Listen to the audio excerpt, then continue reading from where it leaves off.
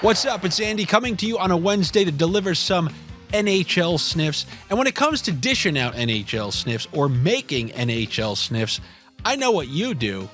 You open up your app and you go to the NHL and you look at, and you go, okay, let me see that. A shots on goal. Yeah, that guy, he looks like he's going over 2 shots on goal. You try to open the app and then figure it out from there. When it comes to properly executed NHL sniffs, the picks are made ahead of time. I already knew, like I did a little write-up for the Patreon people. The prices weren't even out yet. Honestly, I know all the lines before they come out. So I more or less know who I want to be taking based on the situations that have been researched. Now, some of these plays are trickle-down snakeonomics based, where the news are going to dictate the plays. But more importantly, and the reason the early season NHL is awful, so many of my sniffs are based on my coattail riding philosophy and strategy.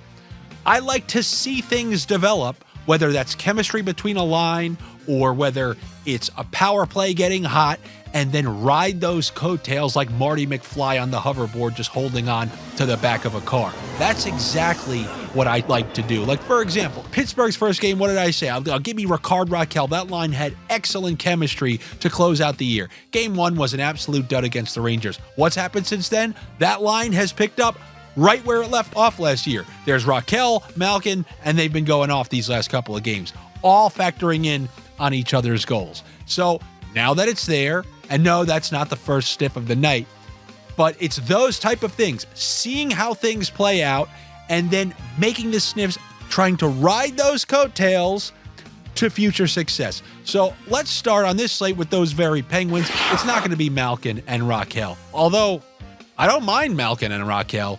It just, for me, that little difference, that small difference to me, is when one of those guys is not on the top power play. I honestly would rather take Bunting and Rakell, because at least they're on that second line together and they're on the second power play together. I need it to happen on one goal, and I need that one goal to happen both at even strength or on the power play. But that's not what I'm going to be looking at that game. I am, however, looking at one of the Penguins who has been putting points on the board since that awful opening night for them against the Rangers. That's Chris Letang. This is one of the few units in the NHL that uses 2 defensemen on their power play. There's obviously Erik Karlsson, and there's Chris Letang. Chris Letang has points in back-to-back games, and I'm looking at plus 105 for a power play defenseman. Get ready to hear it. Get ready to hear it. You saw Goss despair last night.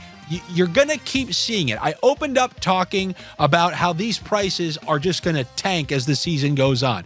And while the awful part of early season is it's hard to ride coattails because none of those waves has started yet, at least you get decent prices along the way. In a couple of minutes, we're going to be looking at the Arizona Coyotes. You saw Schmaltz and Keller night 1. They're already approaching those 200s. And this is what happens with all the good players as the season goes on. The prices just get worse and worse and worse, and you really got to dig for good ones. So I'm looking at a good price, a power play defenseman for the Penguins who scored a power play goal. So the power play starting to get a little success. Give me that point for Chris Letang. Then let's go to Toronto, where they're facing the Kings. Now, both sides of this game, Toronto and the Kings, I got sniffs for them, but they're based on different things. On the Toronto side, it's based on news and trickle-down snakeonomics plays. If you've been paying attention to them, you check the practice reports. Looks like William Nylander is going to miss this game. I don't know if it's just this one or a couple, but they put Max Pacioretty at his spot on the top power play. So no William Nylander. Pacioretty's in that spot, but he wasn't the only one. Oliver Ekman-Larsson's taking the top power play defenseman role, which means if somebody's getting promoted, somebody else is getting demoted. So Morgan Reilly off the top power play, Oliver Ekman-Larsson on the top power play. What do you think I want to take? What do you want to take? You heard that news. Here's the news. Nylander out, Pacioretty in his spot on the top power play. Morgan Reilly off the top power play, Oliver Ekman-Larsson on the top power play. Who do you think I like? Who do you like? Say it in the comments because it will help this whole damn thing grow. Well, I'll just fast forward. If you thought it was Pacioretty, it's not, because while I like his spot on the power play, this is a struggling power play, and I don't like his spot and the line that he's playing on. He's not with any of the stars, so I don't want to have to rely on just a power play goal for a power play that's been struggling in the first place. I do, however, like Oliver Ekman-Larsson, who will be that power play defenseman. You guys have heard me talk about this over and over and over. You saw it with Shane Gostisbehere last night. There are so many opportunities for a top defenseman to get it at even strength, what he did last night, or on the power play, which you saw in some other games around the league. So Oliver Ekman-Larsson for a point. Unfortunately, I got this at like a 38% chance that will populate in the player pool. I don't think they're going to put it in. Why 38?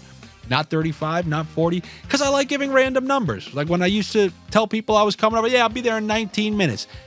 You think I want to go with the chalky even numbers every 15 minutes? I'm a weird guy. I'm giving weird times. I'm giving weird bets. But I'll tell you, Morgan Reilly is not one of them, because while Oliver Ekman-Larsson probably won't be in the player pool, Morgan Reilly will, and I will take his under. This under, it's minus 130.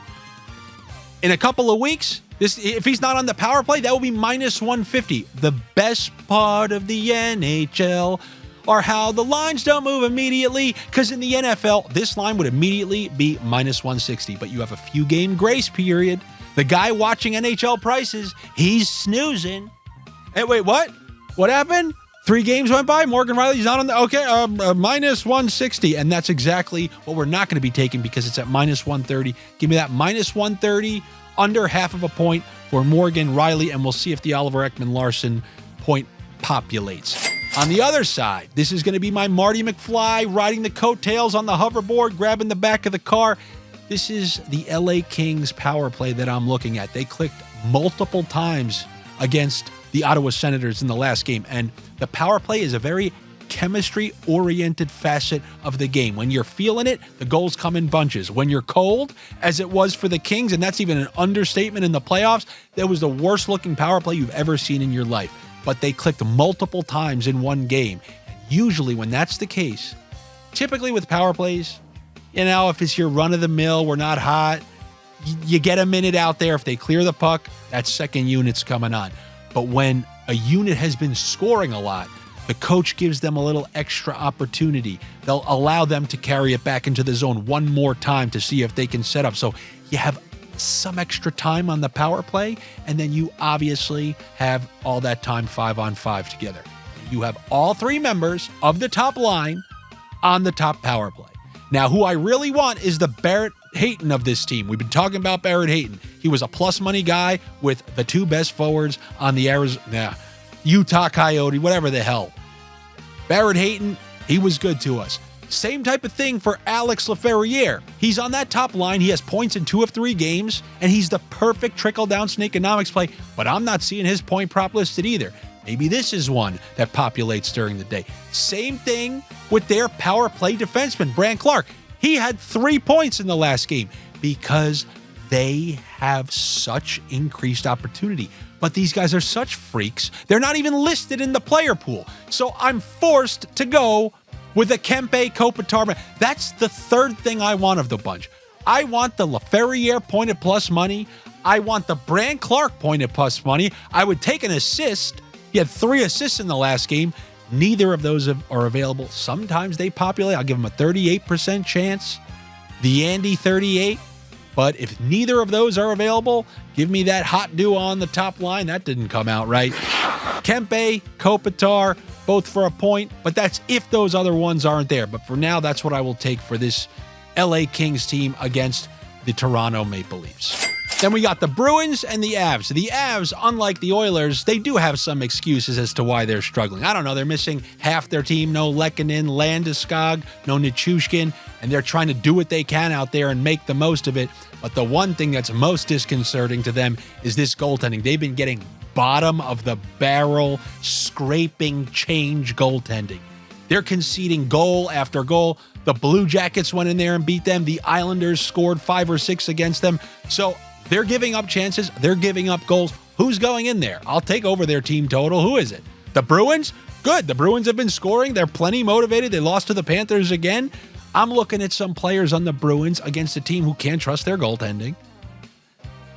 I see no reason why we shouldn't once again. We took Letang for a plus money point. You're listing Charlie McAvoy, power play defenseman, plus money against struggling Georgiev or Anuin or whoever they're throwing in there. That's a good bet right there. It also sets up well for that top line. The Islanders' top line, they all had points in that last game, and you can be looking at pasta. Remember last year, what restaurant did we love? What did we love ordering from the Italian restaurant? Andy's Italian restaurant, not the pizzeria. The pizzeria, that's for money lines. Cash only. Cash only. We usually get a sign, but the pizzeria, we gave them the over team total for the Boston Bruins. That was our pizzeria pick. But we also wanted to sit down at the restaurant so we can bet like civilized individuals and take our classic. Give me one order of pasta.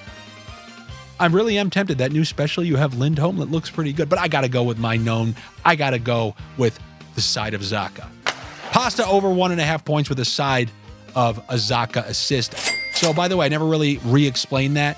When somebody's listed at 1.5 points, I always think it's a good strategy. If you're going to bet that, that means that guy needs to have 2 points to win, correct? Is that genius math? If that guy has 2 points, how do his two line mates not have an assist on one of them? This guy managed to get 2 points without an assist from either of his line mates and power play line mates. That is why I always do that. If you're taking somebody over 1.5 points, I just think you should be taking an assist with it. If he hit his 2, one of those other guys, look at Kucherov. Did he have 2 points? I'm pretty sure he did. Right? If he had 2 points, Gensel had an assist, Point had an assist. That's exactly what I'm talking about. That's why I typically tuck that assist in there. And you can use Lindholm. And I'm just saying, Lindholm and Zacha, if you want to, you don't eat meat. This is an absurd reference. And you just want 2 types of pastas, you can do Zacha and Lindholm. 2 points each is plus 1,400. That's a pretty sneaky bet as well. So a lot of opportunity, in my opinion, on the Boston side against a Colorado team who's struggling even on their own home ice, which is different. That top line's got to do everything for them, which kind of has been the case over several stretches throughout these last 2 seasons and is the case once again. And now lastly, we got the Coyotes Hockey Club Utah taking on the Ducks. Now, if you're a regular guy, you're a Johnny Public, you watched highlights on TV, you go, I saw this Gunther guy, he's scoring, they're winning all these games. Oh yeah, just give me Utah Hockey Club over the Anaheim Ducks. That's a donkey play. That's an absolute donkey play. You have a team in their home opener, and they're facing a team in Utah who has given up goals every single game. No different than Colorado, except they've had the forwards to outscore their problems on multiple lines. Everybody, Islanders, Rangers, Devils, they left the tri-state area just getting scored on and scored on and scored on. And I'm looking at Anaheim here. If I am going to the pizzeria, same type of thing. I got that Boston team total over. Give me the Anaheim team total over. On their own home ice against a team who hasn't been defending well, I see them scoring a couple goals. That would be the pizzeria, but if you sit me in the back in the restaurant, allow me to sit down. Unfortunately, Anaheim built a team just to screw me. Really, they're the only team who has players from their top 3 lines. They refuse to kind of pair any up on the top power play. And what's even worse, it's a true 50-50 power play. There's not one power play that gets the majority of the time. Like their top scorer from last year is on power play 2, but he's paired on 5-on-5 with their best player, in my opinion, Troy Terry, who's on the top line. They screwed me because I was looking for some sort of combo. No combo, but I am just going to go with Troy Terry because at this point of the season, for one weird reason or another, I think he's their best young player. He's better than Zegras. He's better than all these young guys. And Vetrano, that was just kind of a stat rat year where he's a veteran who piled up stats. Troy Terry's their best player. He scored last game. Home opener, plus money point. That's something I got to take, plus 105. And then on the other side, just something to look at. Sean Durzi got injured in the last game, didn't come back. I don't think he's going to make it for this one, which means Sergachev is going to have to play big minutes. And I'm taking a look at his over on shots on goal. Let's do the over on Sergachev shots on goal. I haven't given many shots so far this season.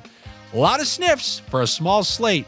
That's what I got for you here on this semi-rusty. I like calling Wednesdays Rusty Wednesday. And I always forget if it's Brian or Brandon. And Brian Rust is even on this Rusty Wednesday slate. Good luck to you. Better luck to me. You guys know what to do. You know the deal. like these videos, comment. I hate asking. I can't reiterate that. I despise asking. I don't even ask people for favors in my personal life because I hate knowing that I'm -1 on the favor department. They're just loading up that favor. I'm going to have to take them to Mendy's eventually. And then Mendy's, they're going to order the soup. You guys know the reference I'm talking about. And they're going to drag this favor. But I need it. Then you get to say, this guy, he's only hosting his big show on TV because I gave him that click. But every click counts. And if you don't think so, the numbers have been slowly trickling up. I'm finally getting a little momentum. But it only happens with you dirty scoundrel rat bastards. So thank you very much for all that. As always, you can come to the Patreon where there are plenty of other sniffers in the chat room exchanging pics of their maniac parlays in sports that I don't even bet. What's going on right now? When are you watching this? 4 a.m? Somebody's in there making some sort of bet, some sort of cricket in some sort of country. I have no clue. But for that and for some of my additional stuff, things that come up last minute, last second parlays, that's over on the Patreon, patreon.com/AndyFrancis. And I also know if you're like me, I would never, I'm watching a video of some guy sitting in a room on YouTube. You think I'm joining Patreon? I don't even know what Patreon is. I'll also say that many people have told me, like, I've never signed up for anything. This is my first Patreon or whatever. And I'm actually happy I did. Maybe that's you. Maybe it's not. Maybe you'll come there. You'll be a miserable prick. Remember that guy kicked out last year and then bought toothpaste with his $20? Maybe that can be you. I look forward to buying toothpaste with your money. Take it easy. I'll be back with you tomorrow.